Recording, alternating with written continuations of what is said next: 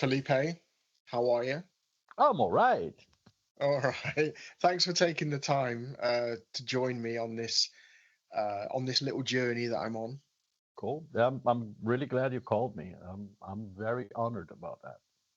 Um, for those of you that don't know, Felipe and I go back a few years now, and we had a habit of bumping into each other in different parts of the world. Yeah. Um, Even though we live in the same country, we would seldom get together, which was a shame. But we're getting better at that, I think. Yeah. I think we're getting a lot better at that.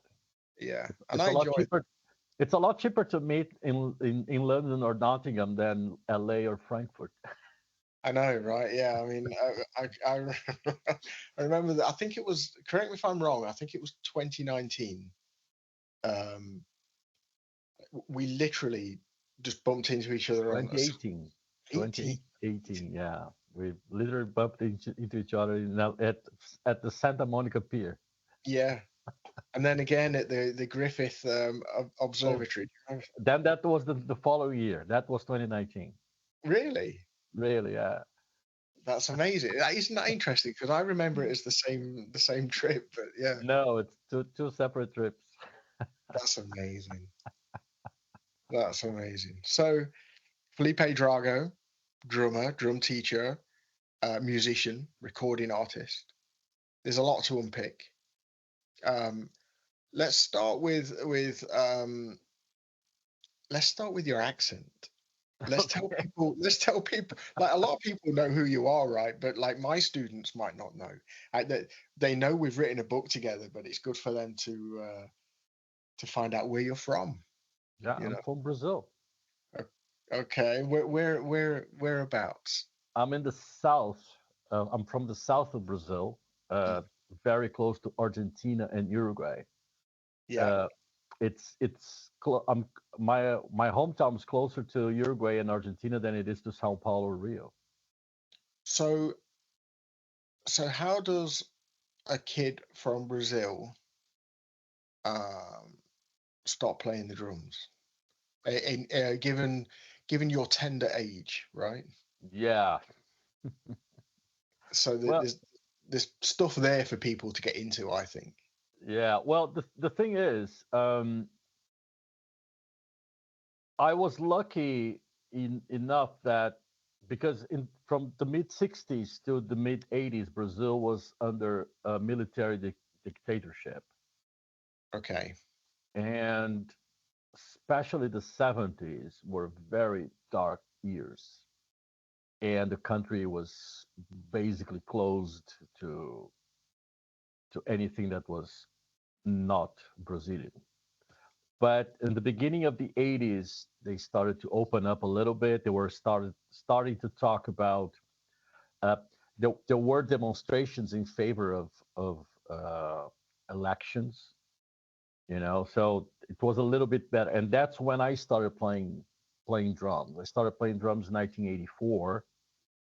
Uh, the event I come from a family where music was always present. Both my parents learned musical instruments when they were teenagers, Hmm.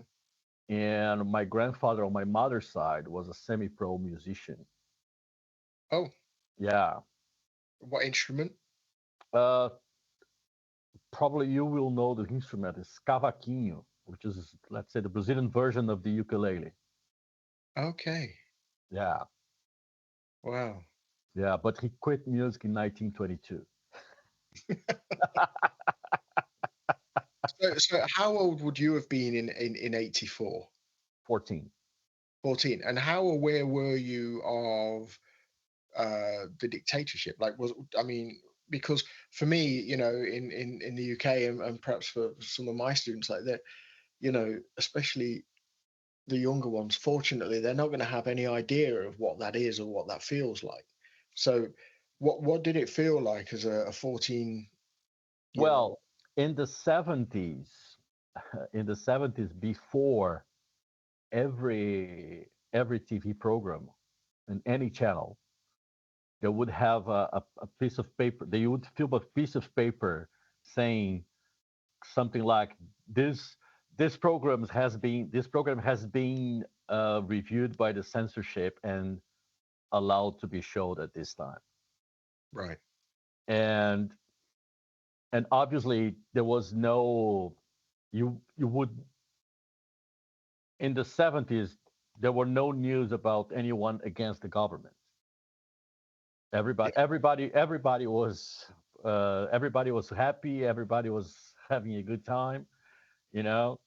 Yeah. And and I remember I probably was 7 years old, and I was playing as if I was a newsreader, right? Yeah. And so I was at my grandma's house, and I opened the front window, pretending that was the TV and I was the newsreader, right? Yeah. And I don't remember exactly what I was saying, but I remember my grandma running and say, "Stop with this at once," and closing the window and say, Oh, "People cannot hear these things," because obviously I didn't know it, but there were a lot of people that were disappearing. You know, wow. people, people would be invited to go to the police for questioning, and you would never see those people again. Wow. Yeah. Wow. I can't, yeah. I mean, it's the kind of thing you read about and watching, like, uh, popular culture, like television streaming services. There are TV shows where that happens, right? But to be living it, that did did did um did it affect what music you could listen to? Like what access, you know? Mm, in foreign music, because probably even the censors couldn't understand what was being sang, it was never censored. Right. So we had access to all the great bands of the 70s in Brazil. But Brazilian music, every lyric had to be sent to the censorship building, and they would read and say, you can say this, you can say that, or sometimes they wouldn't allow the song into the album. Hmm. Sometimes they would allow, but they would say cannot be broadcast. Right. So okay. So did you have access to things like MTV? MTV arrived in Brazil in the early 90s. Okay. Okay. I mean, was there? I mean, when I was a kid, there were. Let me think about this. There was three TV channels to begin with, and then on the BBC, you'd have this program called Top of the Pops. Uh, was there, and that I don't really remember. I might be wrong here, but I don't really remember American bands on that. Hmm. As an example, there's a lot of Yeah, British. yeah. We had something equivalent, which was called, because the most famous TV channel in Brazil is called Globo. Yeah, right. Yeah, Okay, and then we would have the Golden Globe, which was the songs that were on the charts that week. yeah. So it was kind of like the top of the pops. But those on that TV show, you would only have Brazilian artists Okay. because they would be there playing. But there's a TV show that's started in I think started 72 or 73, Hmm. and it's every Sunday. Still, this TV show still goes on every Sunday, 8 p.m. And so on this TV channel, on this program, they started late 70s, early 80s, showing video clips.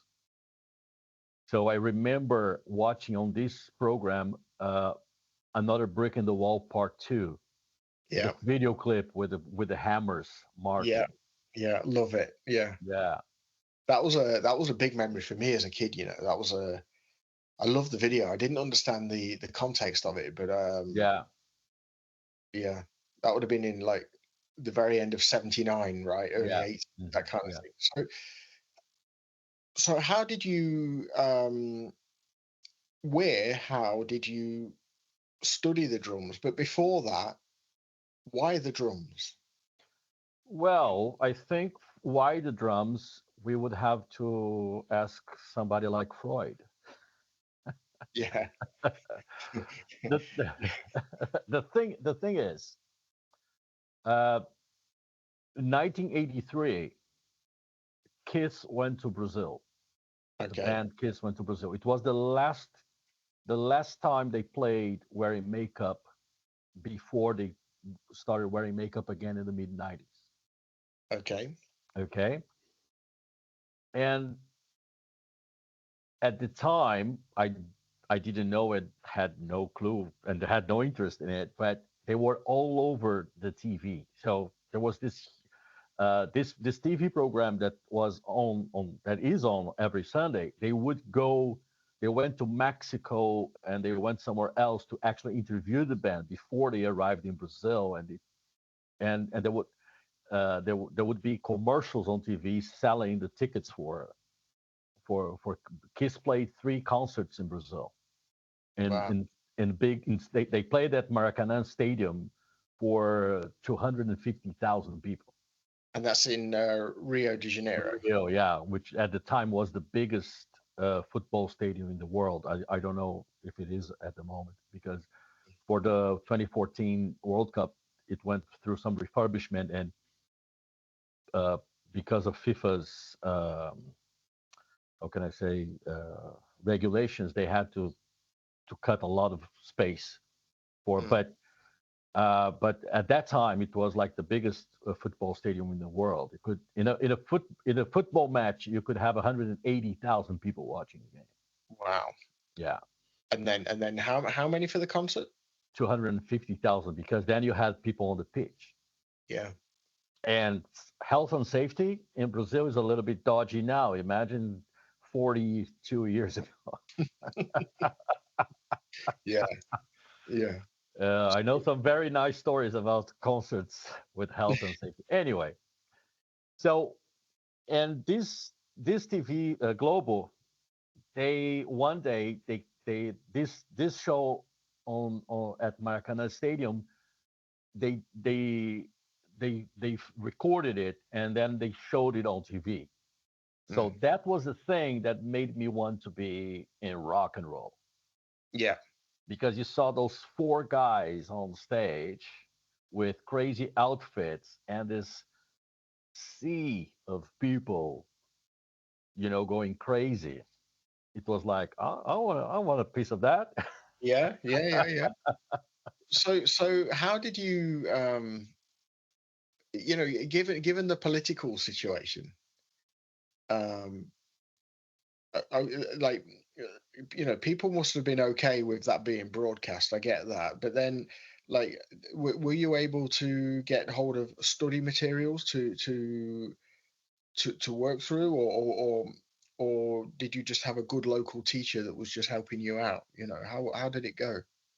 Well, there was no such a thing as study material in Brazil in the 80s, especially in the South. And so in a place like Rio and Sao Paulo, where you would have people coming from outside of Brazil, Hmm. you could have access to some stuff. But in my hometown, I didn't even know there was such thing as a drum book. I was already having lessons for a year or two. It it's similar in many respects to like my first drum lessons, where everything was handwritten. Yeah, um and there was no wider context. It was just, well, today you're doing this. yeah, no context at all. Yeah. This to And it was like this. Today you're gonna learn this drum beat, and you would spend the whole hour playing just one drum beat. Yeah. It's remarkable how similar it sounds, given that you were half a world away. you know. Yeah, but it's the resources you had at the time. Yeah, yeah. So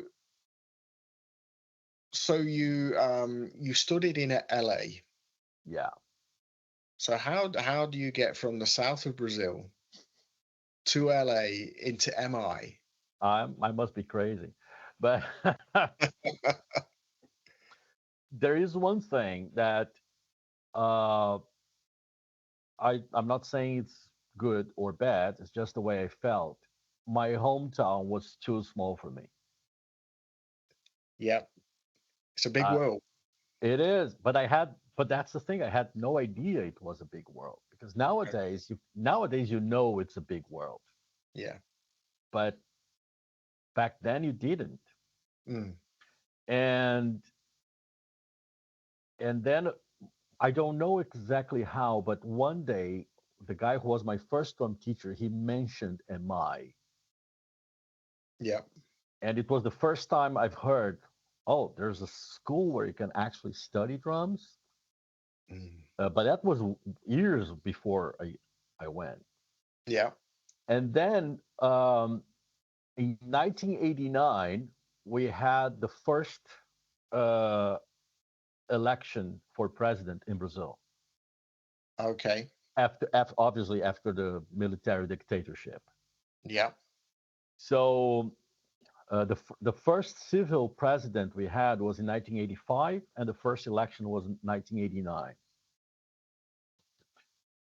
Yeah. And and this guy who was elected, he he he opened the barriers for importation because Brazil, you couldn't, if there was if there was something similar in the national industry, you weren't allowed to buy. And this guy said, no, this is rubbish. Let's open, because obviously anything made in Brazil was rubbish because there was no competition. You Okay. know, uh, the Brazilian songwriter Jobim, the guy who wrote "Girl from Ipanema," in an interview in the early '80s, before the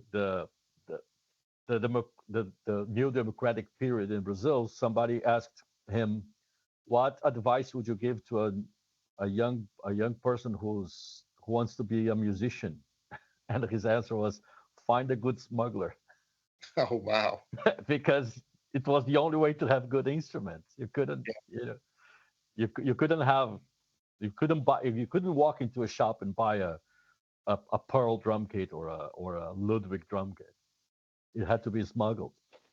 So were you aware then that when those elections took place that your world could open up, like you could?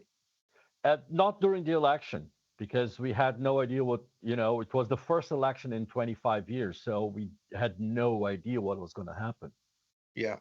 Even though obviously there was a guy who was the favorite and he ended up winning, we didn't quite knew what we didn't quite know what he was going to do. Yeah. Okay. So the elections pass. You have, a new democratic government, and that you're playing the drums, I'm playing the drums, and and then I could buy for the first time Modern Drummer magazine. right. And then in the magazine there were ads for the Musicians Institute and Drummers Collective and Berkeley, Yeah. which Berkeley was just something I would never be able to afford. I was never able to afford. So two, And the other two are on the East Coast, aren't they? Berkeley's in Boston Yeah. and Drummers Collective in New York. Yeah. Yeah. I've been to the collective. I visited the collective. Hmm. Um, Loved it, and I've visited MI. Loved it. Very different feel, very different vibe. Yeah, Probably because of the cities that they're in. yeah, But I'm assuming that um, Berkeley's more of a kind of university yeah. conservatoire feel. Yeah, Berkeley is a university, and MI and Drummers Collective is what they called a vocational course. Right. Yeah. Which will make sense to a lot of the students here, Um, yeah, the Energy New York.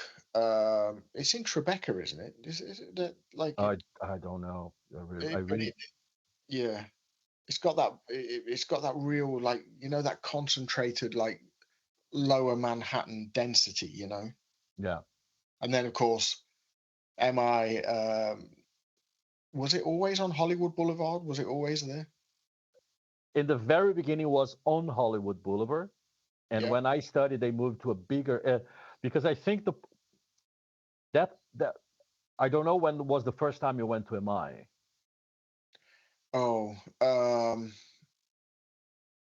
I only Well, remember it. You know where it was. So, just for those that don't know, yeah, Hollywood Boulevard, MI.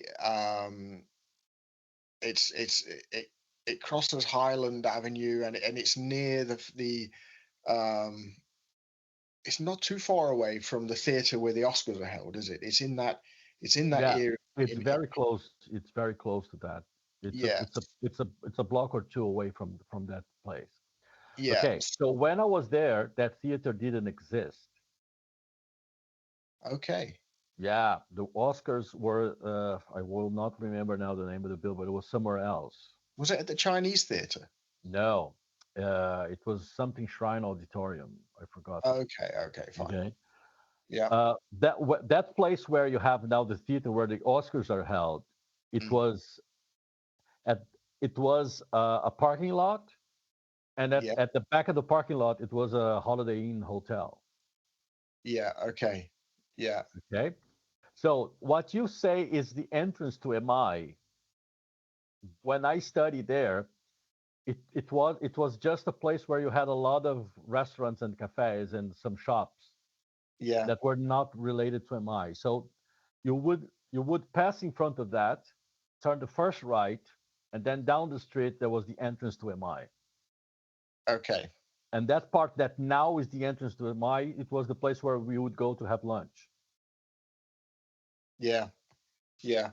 For those that have never been to to sort of the Hollywood, I suppose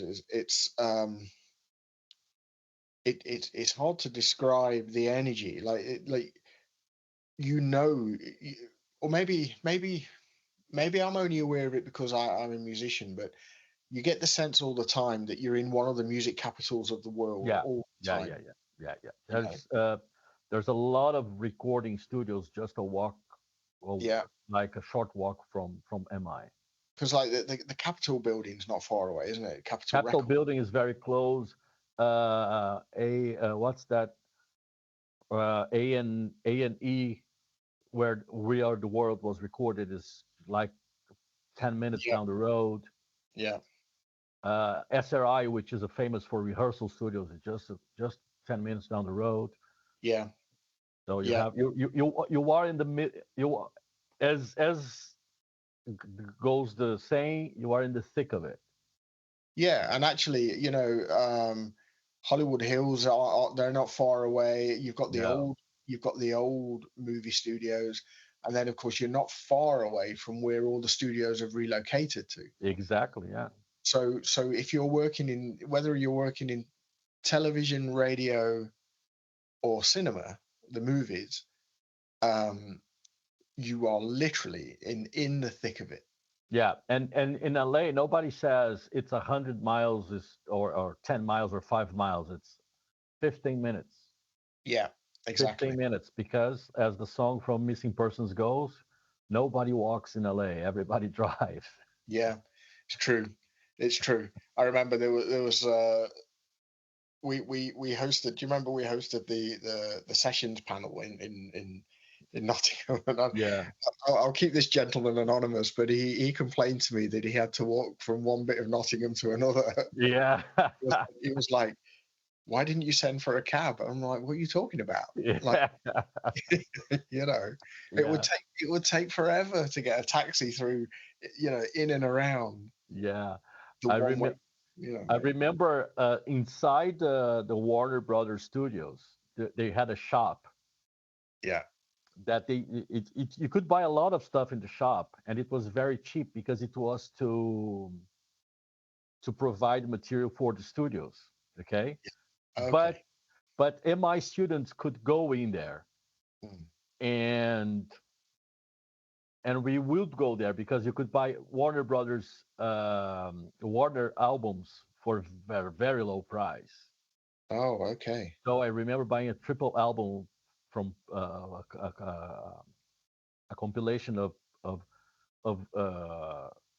Prince singles, like Mm. for $5, because it wasn't for profit, you know. Yeah. And I remember the first time I went there with a friend of mine. Yeah. So we were walking, going going going through the gate, and the security guard uh, the security guard said, "Why didn't you park in here?" And we said, "Oh, we came walking." And he went, "Walking?" You know, I used to I used to make a habit of I mean, I say a habit, that's too strong.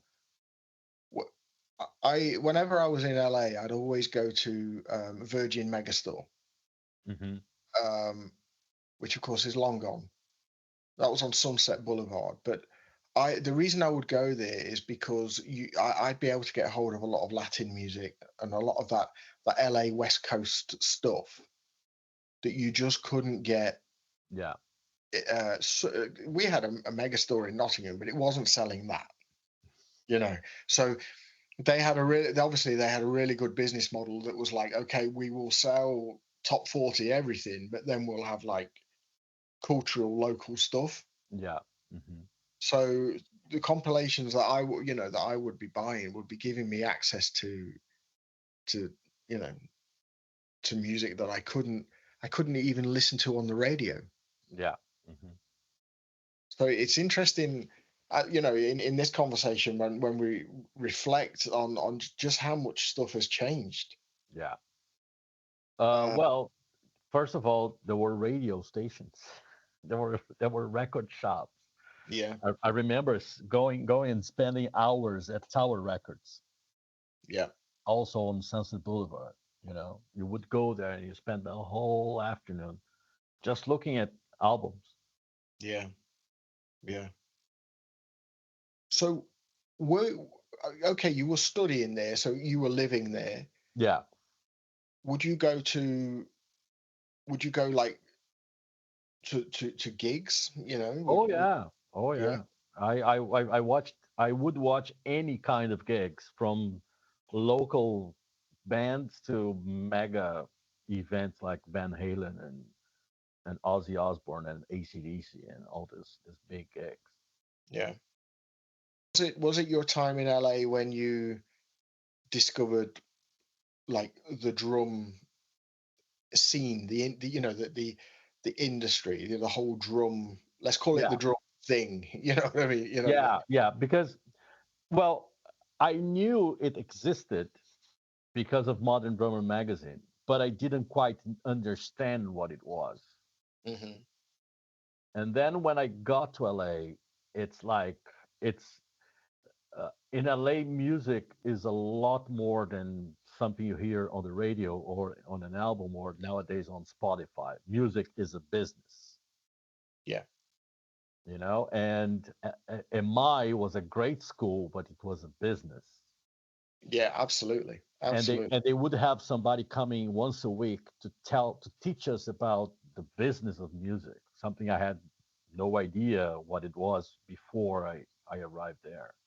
And I think I'm sure somebody's going to shoot me down and tell me I'm wrong, but that seemed to be ahead of the game. Like, you know, apples for apples, right? I'm growing up in Nottingham, which at the time was a provincial city, let's say, in England. It's much more aspirational now. It's a bigger city, but at the time there was nowhere to go to like get that kind of information. And No. as a young man trying to be taken seriously as an aspiring professional, you nobody would listen to me. Nobody, and I couldn't even get a bank account. Yeah, that's the other thing. I think one of the things that made me leave my hometown is that it was impossible to be taken seriously Yeah, there.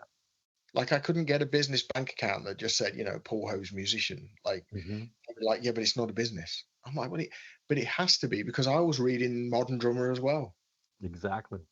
and I'm like, so there's a massive disconnect between me and that. And of course, my drums didn't look like those drums either, and my cymbals didn't sound like those cymbals either. And in fact, my playing didn't either. Yeah, but Everything.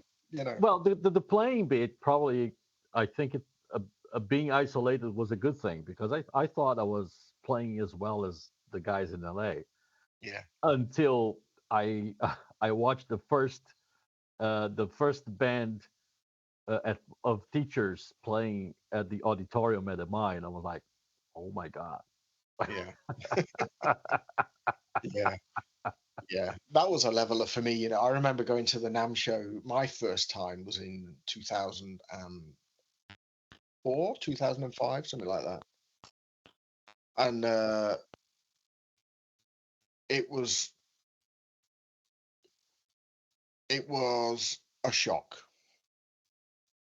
It Yeah, the first time I went to the NAM show wasn't really a shock because I I had I had been in LA for almost a year already, mm, and I was kind of in the middle of the industry, being an MI student. yeah, But it was not it. I felt like I died and went to heaven because I was rubbing shoulders with the big names of the drums industry. yeah. Same for me, man. I mean, I knew Don Famularo, I knew Jim Chapin. Like I'd been studying with Jim since the late '90s, so you know, he was a familiar face for me to hang on to. But then, like, I was being introduced to Louis Belson and Vic Firth and Bob Zildjian and, you know, all these, like, I was and then Weckl would be there and Vinny and Gad, and I'm like, I can't cope. Like, Yeah, at the time when I went to the NAMM show, I think it was January '96.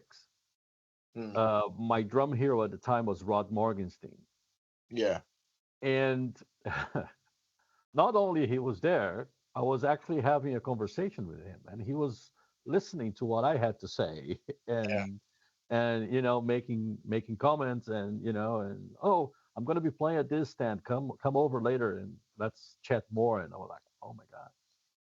yeah. I remember being invited to a dinner with David Garibaldi. David Garibaldi was there, and I'd spent years watching his videos, and then he's talking to me about my career, and I'm like, I can't. It's almost surreal, right? It's Yeah, almost it's surreal. bizarre. Yeah, absolutely bizarre. Especially when people wouldn't take me seriously back home. So I didn't. I don't think actually. I don't think I valued myself enough. Like nobody else did. I didn't. Hmm. Uh, and then when there's people showing genuine interest in me, I didn't know how to compute it. I didn't know how Exactly. to. Yeah. Yeah. Hmm. So um, so let's fast forward a bit. Like you live in London now, Yes. and you have a busy career.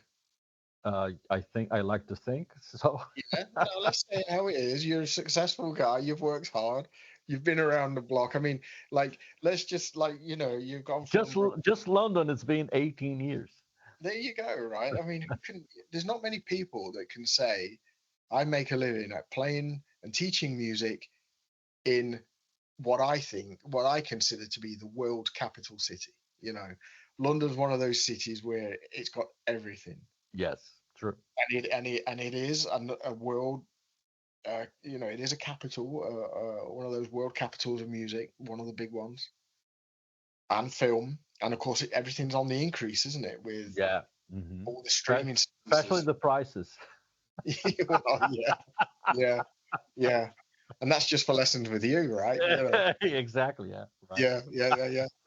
So like, like your social media stream's really active and it's got a really nice balance between like you're showing people that you're out there, you're gigging, you're doing it, and then you're also teaching people online with your clips. Yeah, I don't consider those clips uh, teaching, but more like, guys, this is what you need. Yeah. Now find a teacher. Yeah. I've said that. There was a guy I was working with, um, and I was like, he was online with me, and I was like, look, you need to go and see Felipe because he's in the same city as you. Like don't go and get a good relationship with a good teacher and make it work. You know. Yeah, but things nowadays are very different. People don't do that anymore, unfortunately. You know. So how's it changed? But consider your own journey. Hmm. People like me and you. I mean, because I started playing the drums in '85. So 1 year after I started. exactly. Um, different different route, but um, but Well, not so different because back then the only way you could learn to play any instrument was finding a teacher and having lessons. yeah, and the thought of going to a music, you see, drum kit playing was not taken seriously enough at that time True. for it to be a credible route to university. But that's the thing. It wasn't credible uh, in Nottingham and in my hometown, Yeah, but in LA at Berkeley, or Ralph Humphrey, he went to university to study the drums in the '60s. yeah. I had a I had a nice chat with Ralph once. He was playing at a gig, and he was saying that he recorded he recorded the music for The Simpsons in the morning, and then he was rehearsing for the Oscars in the afternoon, and then played this gig in the evening. And again, I'm like, this is, and of course he would read all of it, wouldn't he? Yeah. He could You read know, anything. multiple music stands, like tiers of music stands, because he used to say to me, he says, when you're doing a show like the Oscars, you've got you've got the script and the cues, you've got the music, and you've got the musical director talking to you. Stand by in 5, 4, 3, and then the timp would start rolling, and then Yeah, and I was like, oh, this is and conversations like that I found because I wasn't local. I found conversations like that far more helpful, far more useful than the idea of trying to have 1 hour with them sat behind a drum kit, like yeah, like yeah. you know, Because then you one thing that we know is you have to practice the rudiments. You have to practice stick control. You have to practice different musical styles. That's the thing that didn't change from 40 years ago to now. do you think though? Do you think that the people that we studied with, um, because sadly they're no longer around, it's it do you think that the drums are going to evolve in the sense that obviously music will change, but the way people are taught and what they're taught will evolve if I guess what I'm trying to say is if you think about stick control or Chapin's book or Louis' book, they could get forgotten about. Yeah, and they probably will, even though people are going to be practicing the same things that are in the books. Yeah, yeah. It's interesting. It'd be interesting to see where it all goes. If you think about if you think about the British rock drummers in the '60s and '70s, clearly clearly heavily influenced by jazz players. You can hear Oh, it. of course, because that's the first. I think the first person you can say that was a rock drummer, not only in the UK but in the US as well, is Ringo.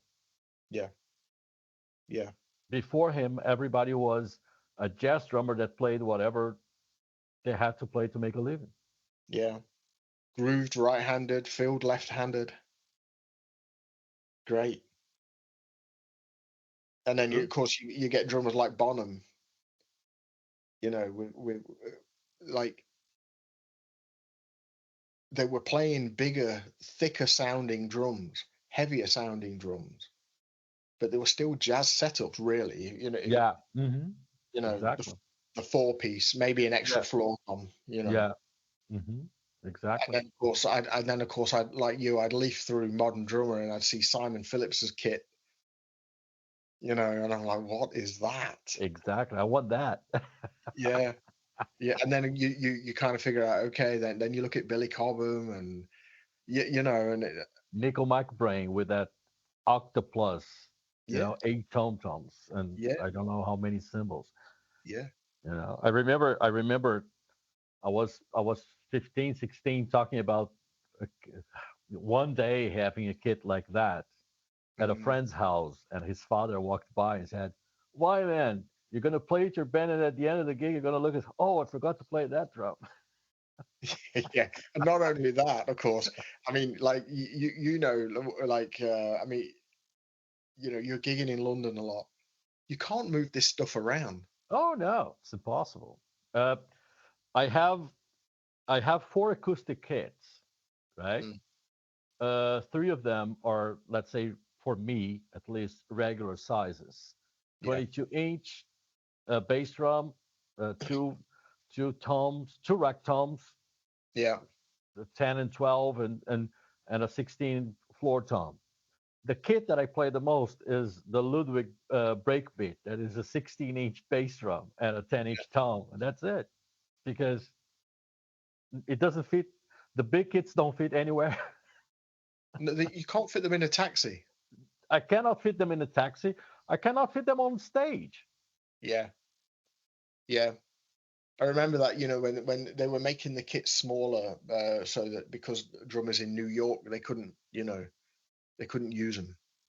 Yeah, Ringo, he had a 20-inch bass drum, right? Was yeah, he? yeah. Hmm. Yeah, yeah. It's interesting. So, I mean, like, given that we've both been around the block a little bit, um,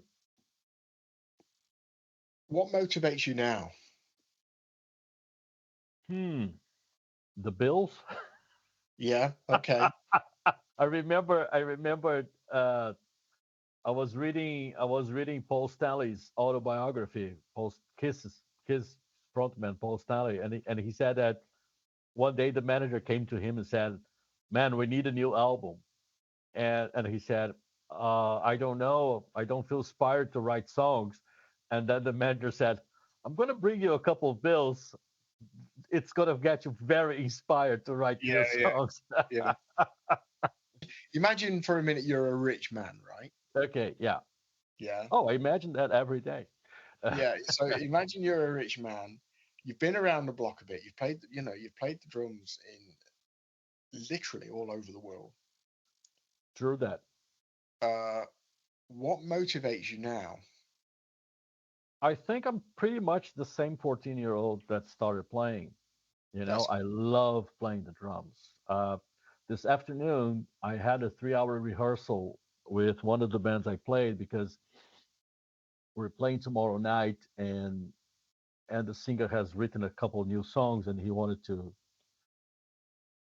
at least me, the bass player, and him to rehearse those to play tomorrow. yeah. And time just flew by. I That's lovely. From 12 to 3, when we realized it was already 3 p.m. And then I guess I from speaking from my own perspective, you're transferring that positivity, aren't you, into your lessons as well? Yeah, uh, I think everything, uh, each each compartment of my life has a different motivation. Okay. So the rehearsal, which years ago I used to dread rehearsing, now I like because I'm playing the drums Mm. and I know how rare it is being 55 and still playing the drums. Yeah. Because as I've heard many people saying, it's not a sprint, it's a marathon with hurdles. It's really interesting, but you don't appreciate that. I didn't appreciate that. You don't appreciate that until you are in your 50s. Like, when you look Because back, because the thing is, you're so busy trying to make a living that you don't actually what actually happens is, okay, when you start, you are in your late teens and everybody is in their late teens. And then you're doing this for a few years, and then it's you and two or three more in their 30s doing this, and a lot of teenagers. And then you do a little bit longer, and then it's you and even less people in their 40s doing that, Mm. and a bunch of teenagers. And then one day you wake up and you say, hey, where are all those guys who started with me back then? Where are they? And then nowadays with social media, we can see that those guys didn't make the opportunity, didn't have the opportunity, didn't have the stamina. I don't know, but they they ended up giving up music to have a normal job, you know. And then now you're 50 and you just go like, oh my god, I'm 50 and I'm still playing the drums. So, where can people come and watch you play the drums? Uh, I have a regular gig at this place called Ain't Nothing But the Blues in London because I'm the house band for the Blues Jam. So I'm there every Sunday from 4 p.m. and every Monday from 8 p.m. Then once a month I play at the same place with a band called the Henry Kimber Band. Hmm. So tomorrow we're doing our monthly gig there And you gave me a copy of of the album. Yeah, the album, yeah, which was great. I I'm remember glad. I'm glad you liked it. I was, I'm I I'm was I'm glad you liked the cover. yeah, no, because I was listening to it on the way home, uh, and it was the first time I'd heard you play um, in a full musical setting, which was lovely because you and I met through the drum industry, and we were teachers, our teachers, but that was how, we wrote a book together. We we love the art form. We know, we identified this gap. We wrote this book together, but it was learning how to play the drums right. It wasn't about watching you come gig, Yeah. so to hear a recording, and I listened to it a couple of times on the way back from when we last met, Hmm. which was great. It was great for me. And for those, Felipe and I can often be found in a pub in London, Yes. which is no bad thing. No, not at all. It's great. We fix all the drumming industry problems every time we meet, Yeah. and And then when we leave the pub, the problems go back to where they were before, and that's it. And we're happy. yeah, and we tend to congregate at the parcel yard, right? Yeah. Hmm. It's a great pub, but next time I'm going to come down and I'll stay over and come and hang out at one of your blues jams. That would be great. Yeah, I keep threatening to do that. You should hold me to that.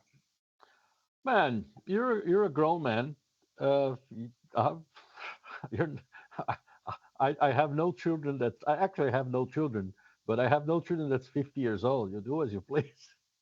Yeah, No, I'm not asking for permission. I'm actually what I suppose what I'm doing is that, like, this is on record somewhere that I'm actually saying I'm going to come down and play. Even if I don't come down and play, I'm going to come and have a pint anyway. So Yeah, no, but you will play. I'm gonna okay. I'm gonna put your name on the list. Well, there you go. I better start practicing. Oh no, don't do that. For the Blues Jam, better not to practice. Okay, well then I'm in. So how uh, how how does the drum industry that you and I grew up with, how does that survive going forward, or is it doing okay? Do you know what I mean? No, it's not. It's not doing okay. It's a funny thing. It's a funny thing.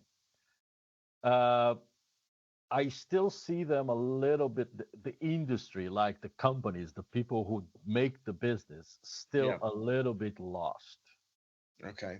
Okay, there doesn't matter if we like it or not. But nowadays, the reality is people don't know who the drummers are.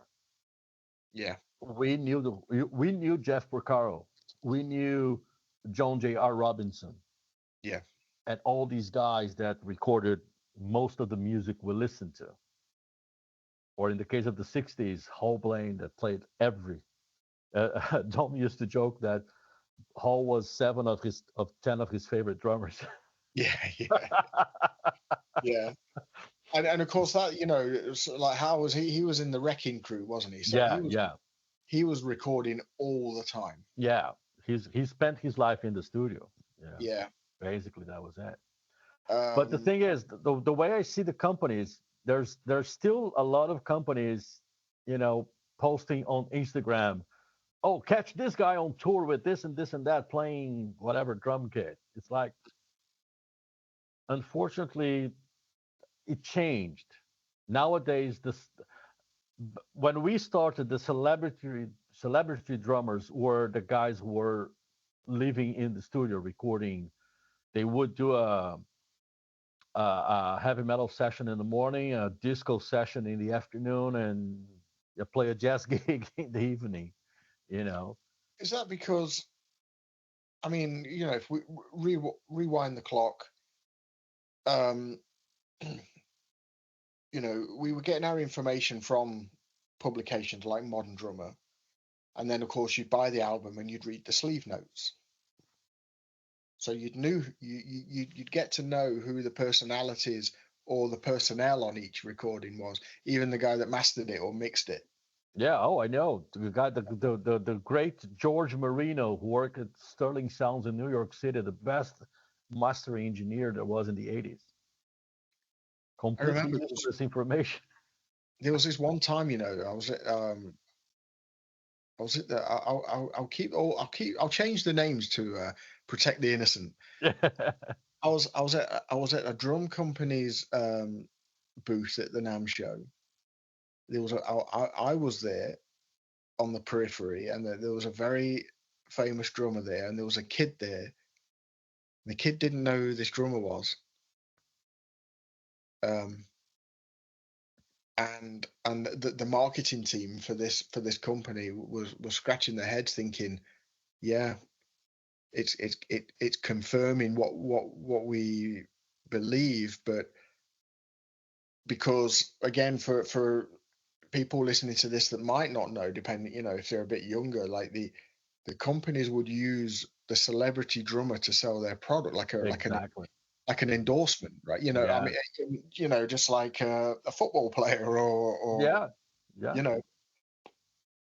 So then, of course, it kind of flipped, and you have to put the instrument first again, don't you?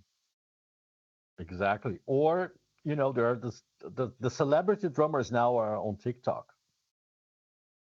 Right. Which is a thing, actually. I mean, I remember somebody from one of those drum companies talking to me, saying, they're getting tons of requests for endorsements, and they're listing themselves as influencers, not even as well, I've been signed on this development deal, and I might break through, and you No, know, or I am on this TV show. but that's the thing. There's no more development deals. You No, pointed out to me years ago that the record labels are just picking up the horse that's already winning, yeah, you know? But having said that, the UK drum show has showed me that the instrument is well, because there's a lot of kids going to the UK drum show. and that's fantastic. That is fantastic, you know? I mean, drummers love drums and other drummers. Yeah, exactly. Is it's just that the companies need to actually see that. I feel like the companies are still a little bit behind. Why is that? Why is that? Do you think? I mean, because like again, take it um take it into before the financial crash, everything changed. Two things happened when the financial crash happened, right? There was the financial crash, and within the same sort of 2-year period, high speed internet happened. Yeah, So everything changed. um why are companies that have been around for a long time? but that's exactly the problem. They became really big dinosaurs that don't understand the changes, and human beings hate change. I find it really interesting, because if you look at the history of these companies, they they came into our consciousness because they attached themselves to musicians that were hip and happening at that time. You know, But they want the musicians to be hip and happening exactly the way they did 50 years ago, and it doesn't happen anymore. It because changed. can't. It can't because it's moving too quickly. Yes, that's also the other thing. It's moving too quickly. I mean, again, right? You look at those classic photos of those jazzers in the 50s in New York and in Boston. The whole East Coast thing. There's some wonderful photos capturing not just playing, but the capturing them hanging out or trying out cymbals or whatever. Um, you would be a journeyman. You'd have a career, right? You'd be around Yeah. for a long time. But let So me but then again, you see a big change. Where did they meet? Drum shops. yeah, They were there at the drum shop trying cymbals and trying drums and talking about and exchanging information. yeah, There yeah, are in London that I know of, there are two drum shops. yeah. Wembley Drum Center, which was huge, gone. Really? Bell Percussion, gone. Huh. There was a shop in Kentish Town near Camden Town called Pro Percussion, probably gone 15 years ago. Which was the one that Nick Mason bought? Oh, Foot's Music, which was the first drum shop of UK's first drum shop. It opened in 1922, So I and remember not even Nick Mason could save it. that was in Piccadilly, wasn't it? Was Yeah, that right? Yeah. yeah. Um, I hesitate to say this, but for those that don't know, we're talking about the drummer from Pink Floyd. Yeah, Must have had a romantic attachment to that shop. but that's exactly it. Denmark Street. Yeah. There were musical instruments shops, one next to the other. There's two now. But Denmark Street's the street that like Hendrix used to hang out in, and Yeah, but who hangs out? It became gentrified. There's no more music shop. There was a place called the 12 Bar Cafe there, right? yeah, And that place had been a cafe, a restaurant, or whatever you want to call it, for 100 years almost, right? yeah. Gone. and that place, I remember I watching an interview. Do you know who Chris Slade is? Yeah. Okay, so he was. I was watching an interview with him somewhere.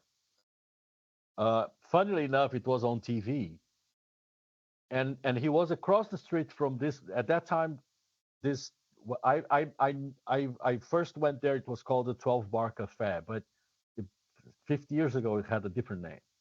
Yep.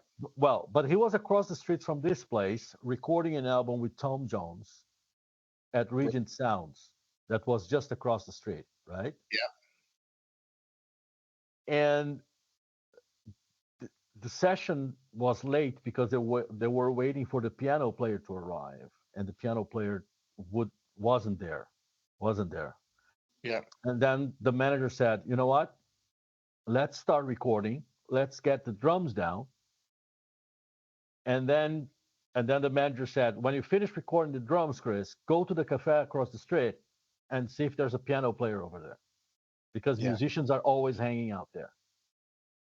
So Chris, he said that he recorded the drum bit and went across the street whilst the other guys were recording the guitar and the bass and everything. He went across the street. He said he opened the door. It was late 60s. He opened the door and he said, "Is there a piano player here?" And one guy raised his hand and he said, "I am a piano player." And he said, "You want to make 10 quid," which back then was a good money. And he said, "Yeah, well, we're recording a song across the street and we need a piano player." And the guy went there. The whole story is that piano player went there, played, did a really good job. Tom Jones said, "If you want, if you want to join a band, this is your, you got the gig because you did a very good job." And the piano player said, "No, I came to London to be a singer songwriter." And that guy was Elton John. Wow. Okay, that's the story. But the thing is, he they knew that just crossing the street to the restaurant across the street, they would find somebody that was good enough to record with Tom Jones. Yeah. Now you don't even have the restaurant over there. No. So it is the future. Are we living the future? Is the future where you produce your own music, you put it on your own social, and you hope people Yes, like it? yes. Hmm. Which is, it's not the same as what we grew up with. But if you're a youngster growing up with that today, then that's what it is, right? That's It it. is what it is. Yeah, the same way it was what it was when we started. Yeah. You know, the only thing that I see happening is because people play a lot in their bedrooms, Mm. and in your bedroom you can have the perfect environment. Yeah. When you go on stage, you expect to find the perfect environment, Mm. and it's never perfect on stage. No. Regardless if you're playing at the Blues Bar in London or Wembley Arena with the whatever whoever is the biggest star at the time, the moment you step on stage, all sorts of things can happen, and you still have to perform. Yeah. You need to be resilient. Because let's say a guitar player, they go on stage and they in their bedroom they have all these apps and they all these plugins and they put on the computer and they have the perfect guitar sound. Or your equipment, which is whatever it is, to the stage, and it's not first, it's not going to sound the same, it's not going to feel the same, and you still have to perform. Yeah. Yeah. And then with leaving the equipment aside, you as a human being, you've got to get into that zone and make it happen. Yeah, but for example, I'm using this example because of last year, I went to play this gig, and the opening band was all of them were very young. Mm. They were not 20 years old yet, right? Wow. Okay. And none of the guitarists had amps, Okay. So they're all modeling. which again, even in a rehearsal studio, it works, Yeah. but on stage it doesn't, right? So one of the guitarists, obviously, he made the mistake of drinking a little bit too much, but he was really frustrated because he couldn't. It's not even hearing, but he couldn't feel the guitar on stage. Yeah. I did a gig only once with an electronic kit on a in a kind of forward facing performance kind of thing. I hated it because Me too. I didn't have a good monitor. So I could hear the drums coming through the front of house PA, but I'm not feeling that. I'm not But feeling connection but with. that You know what I mean? but it's not the monitor. The thing is, when you have a 22-inch bass drum that you kick, the Yeah. whole thing vibrates. Well, yeah, because you are it. You You know. are it, and so the the drum kit is grounded on the floor, and you're sitting on the stool grounded on the floor, and the vibration of the drum kit makes the floor vibrate, and you feel it in your body. Yeah, and but you feel it through your arms, don't you? You know, your hands. You know, like you are it. Exactly, Yeah, exactly. really interesting. So, where can people look you up? I think the best place to look me up is Instagram, Drago Drums London. There we go.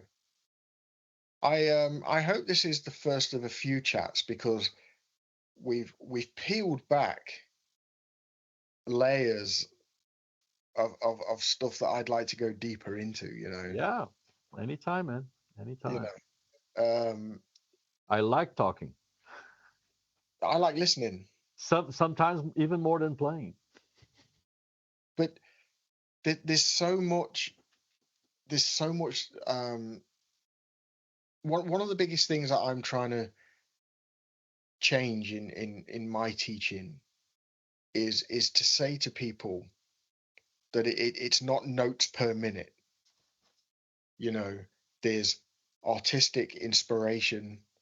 We need to research people that do it, not just on the interstellar big league level, but we need to research people that have been around for years and and done it. Then there's the whole cultural thing. Like we need to be listening to music. We need to be going to gigs. We need to be talking about it. Yes, I need to teach you how to play it, but there's so much more to it. Oh yeah, it's not just the instrument. Yeah, because, and it might sound obvious, but as drummers, we I mean, this is going to sound really funny, but we can't do very many things on our own, No, right? we cannot. So like we are destined to be in a band, right? Yes, yeah, and I think it's changing a bit now. But a few years back, that was lost as well. There was a lot of solo drummers. Yeah, but there was a whole revolution of opportunity, where you could play along minor drums, right? Yeah, You know, but um, it but it's the thing is one thing is, for example, you can ask a friend of yours who plays guitar to record something, and a bass player friend of yours to record something, and then you're going to play along. yeah, But it's not the same thing as having the three people in the same room looking at each other. And because, for no, example, the rehearsal we had today, the guitarist brought the songs, but it was kind of this is the basics of the song. How do we make this song interesting? And yeah, it was the three of us like, how about this? How about that? Let's try this. Let's try that. yeah, yeah, and I think you know, I would, I'm sure you would as well, but you'd kind of advocate that any youngster, any teenager out there, like, make yourself nervous and go to a jam session, Exactly. Exactly. because you'll grow. Go on stage with people you've never met before, not knowing what they will play, Mhm. and be ready. Yeah. I, I Thinking, do I do that not only with with jams. I do that with gigs. In September last year, I played a gig in a festival in France mhm, with an American singer. She sent me the songs, no rehearsals. I met the keyboard player at the airport and the guitarist when we were having lunch. yeah, yeah. But it's that symbiotic relationship. You're in. Um, I think Chapin wrote about it in Morello's book, where he says music is a complicated recipe.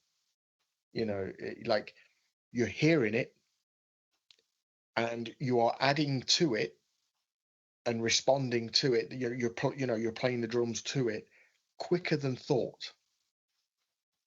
There's no thought, you just do it. Exactly.